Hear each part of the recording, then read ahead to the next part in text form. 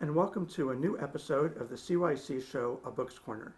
My name is Shereen Marcus, and I'm proud and excited today to introduce Shereen Marcus, who is an accomplished federal judge, wife of 18 years, mother of two boys, ages 12 and 15 currently, the author of the Sunday school curriculum Bridges to Orthodoxy, and most recently, recent author of An Immigrant Church No Longer. Shereen, welcome to the show. Thank you. Thank you for that wonderful introduction. So Shereen, can you tell us, can you give us a quick snapshot of what your book is about and why you decided to write on this topic? Sure. So just to clarify, the book that I wrote, An Immigrant Church No Longer, is actually a repurposement of the thesis I wrote when I was doing a master's in Orthodox theology with a youth ministry emphasis. I did a lot of research and I saw that in the Coptic churches, especially in the North America, in the States and in Canada, there was a lot of fall away from the youth.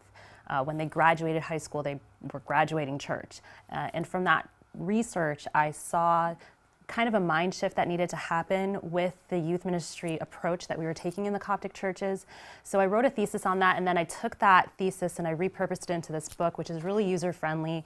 It's really aimed at talking to parishes, to servants, of what are practical steps that we can take to shift the way that we approach youth ministry so that we can effectively reach our youth. Excellent. Well, thank you for that. And as a busy professional and a mother, and with all the demands that brings, what motivated you to go back for another advanced degree?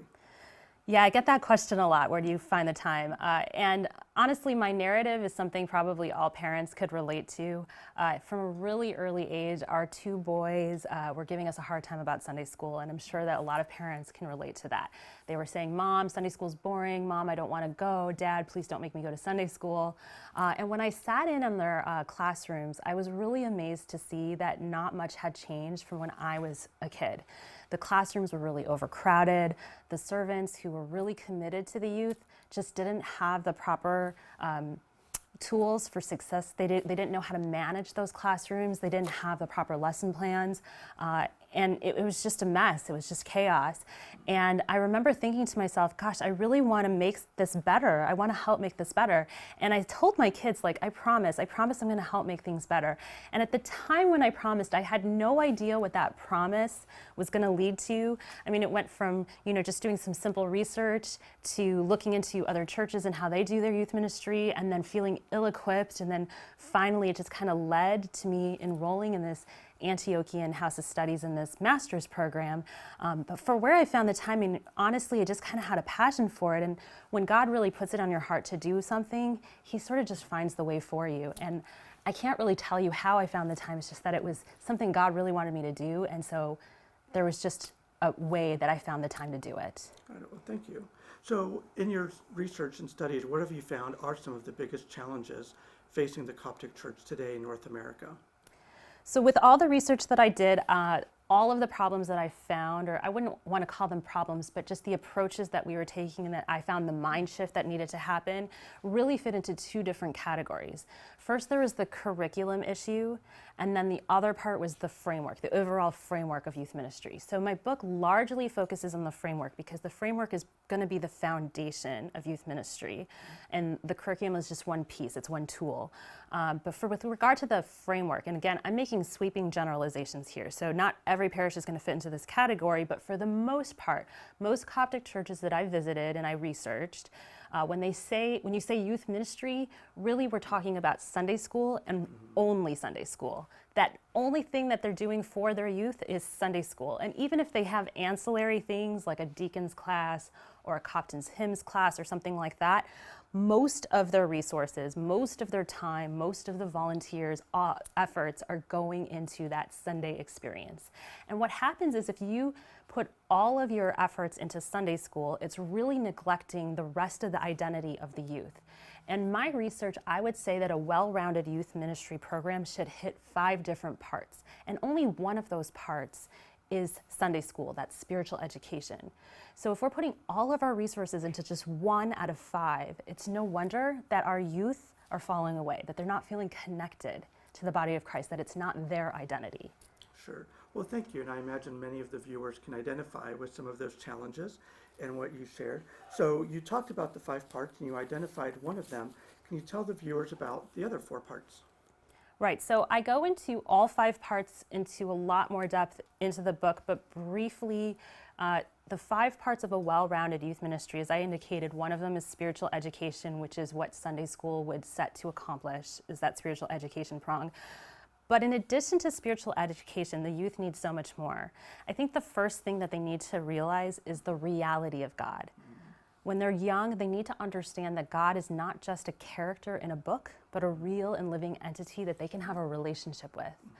Beyond that, then they need to know that the body of Christ, the church, it's not just for adults. They fit into that body of Christ too.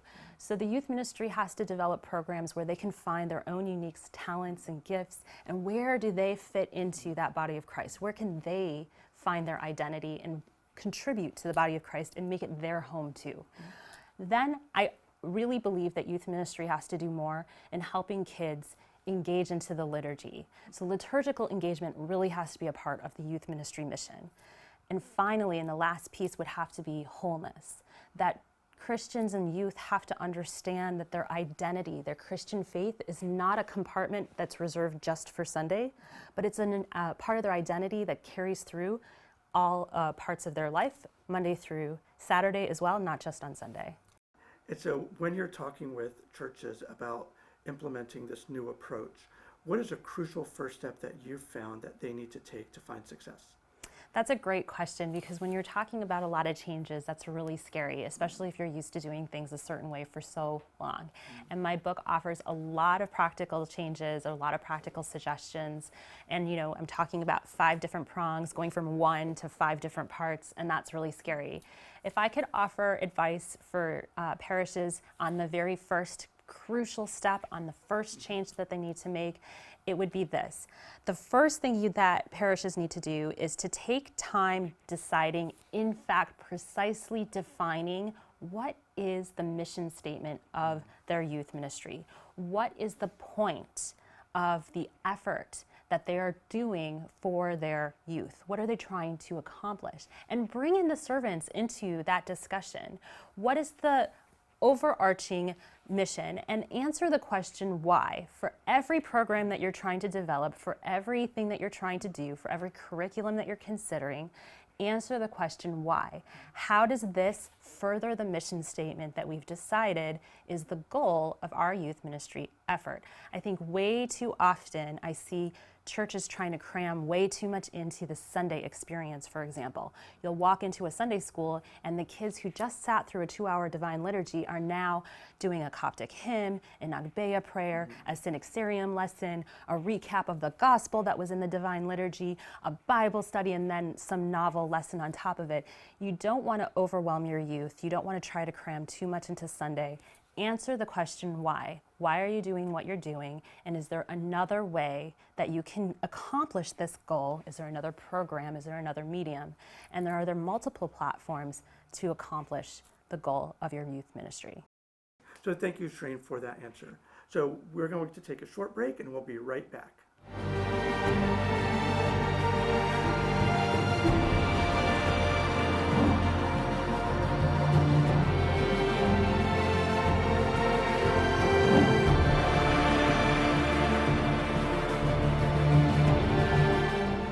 Welcome back. We're here to pick up again with Shereen Marcus, author of her new book, An Immigrant Church No Longer.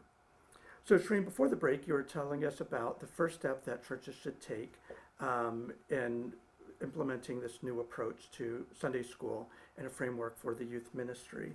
So you said that aside from the framework, you also identified some challenges with the curriculum with youth ministry. Does your book go into addressing and solving that curriculum problem?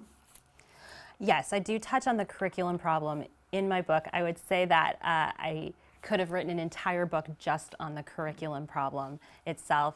The really interesting part of this piece is if you look at other denominations that are not Orthodox, they have these beautiful professional looking materials. And for some reason, the Coptic Church has found that this is not an investment that we want to make for our youth right now. And for some reason, good enough, what we have is good enough. And in talking with clergy, I interviewed a lot of clergy in putting this book together. There seemed to be a consensus that although there are resources out there, it would be nice to have one cohesive vision with curriculum, because we have a diocese writing this curriculum with this vision, we have another diocese over here writing this curriculum with this vision, and overall it's just being done one time and eventually will have to be updated and so forth. What would be really nice to solve the curriculum problem that I see would be to have some sort of body of educators, something like a Department of Education, that is in charge of creating valid materials that are not only age appropriate and theologically correct, but that are culturally relevant, that are continually updated so that they can be applied to the lives that the youth are living right now. And this has got to be an ongoing effort. It's not something that's just done once and then we forget about it until, the next decade or something, until another committee is put together to update it. Something that engages families so that there is a piece where the families can take that lesson home and continue the conversation. So it's something that really needs to be outsourced to a department that's continually doing it, and then it can be professionally done, something where we're really investing in our youth.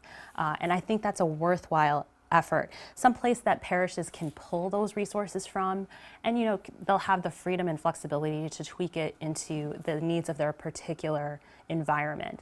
I think that when I saw this problem and how I felt that the solution could look, that's really what inspired me to launch my website, Bridges to Orthodoxy. I'm going to get into that in a different segment of how that came about and what the contributors do and how we put those materials together. But I will say in my book, An Immigrant Church No Longer, if anyone's ever been curious about the curriculum materials that I write, I do have 4 lesson plans in there so they can see what Bridges to Orthodoxy looks like and what those culturally relevant materials would look like in the age-appropriate manner. But that's kind of how I approach the curriculum problem in my book. Okay, well, thank you. So for any clergy or Sunday school teachers or congregation members that are listening and watching right now, how do you think your book, if they were to pick it up, would help their services right away? Well, for any of my Sunday school teachers, my fellow Sunday school teachers who are listening, I really want to tell you from the bottom of my heart, you guys are the most committed volunteers I've ever seen. I really mean that. God bless you guys. I've never seen a group of servants so devoted to our youth. It's incredible. And I want you guys to know that I've listened to you. I've seen your frustrations. I've seen your challenges, and I've heard you. What I hope that I'm accomplishing in my book is some really, really practical explanations, practical advice on changes that they can make where they can use their time more efficiently and with less frustrations.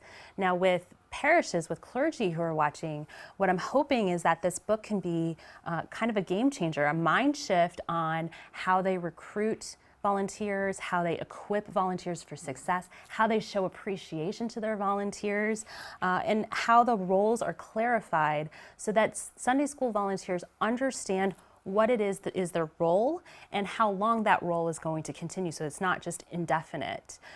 What I want people to understand is that Sunday school volunteers are the backbone of youth ministry. Kids don't need some magic lesson plan or magic curriculum. What they need are role models, and they need the relationships, and that's going to come from the Sunday school volunteers, the servants. Those are the relationships we need. We need people who are good with kids. We need people who are great with kids. We need to empower our servants so that they can do what they're good at and take the burden off them doing things that they shouldn't be doing. They shouldn't be putting all this effort into developing lessons and pulling resources and things. Let's set up our volunteers for success so they can build those relationships. They can be those spiritual role models. They can foster those relationships with the youth, and the youth can want to be in the church with those role models. Well, Shereen, thank you for sharing your journey with us and all this great information. So again, for the viewers who are now excited and motivated, can you tell us where they can go find your book today? Well, sure. You can find my book on Amazon.com. You can also go to the Agora University website, and they have all of their books, including this one, on their website as well. So thank you for sitting down with me today. All right, thank you. And for the viewers, thank you very much for watching another episode of CYC's Books Corner. Have a great day.